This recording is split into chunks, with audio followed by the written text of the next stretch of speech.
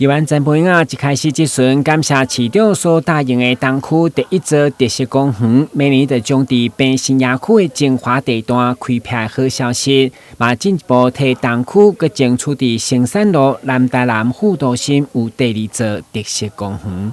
但是我是觉得我们的副都心，我看到我们的港边公园有没有安平遐它的总金额大概4800，它是大型的。没有4200。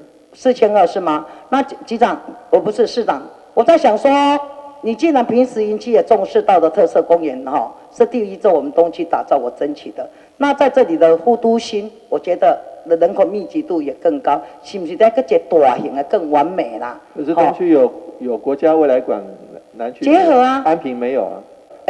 我不是像平时营区0.3，我是觉得更大还要更好，多还要更多了啊。台湾除了争取伫南台南副都心设立第二座特色公园，嘛以高雄城市音乐厅为例，表示因开12栋70多亿经费将伊建设完成。不过，咱台南拍算伫南台南副都心15公顷的文教用地所设立的科学未来馆，规划已经13栋。经过4任民进党市长也搁伫空中飞，强烈要求市长承诺表态。我一定要强调，为什么市长？不是我要激发你的斗志啊，嘛不是要有你挫折感啊。为什么？前天的高雄音乐城市厅12档70亿完成了。我们台南是一个重大建设，虽然它伊是阮东区，但是伊嘛是台南市重大建设，竟然13年，经过4个市长下文不落，会在下文无结论。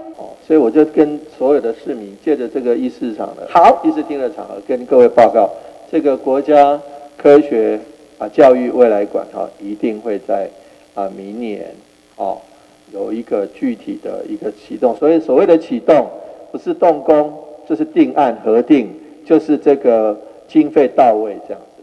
是经费到位。无非这几种，因为比如讲你设计，你是咧讲是规划费用到位，还是会一个所有的66亿到位？我所谓的启动，就是说像铁路地下化一样嘛。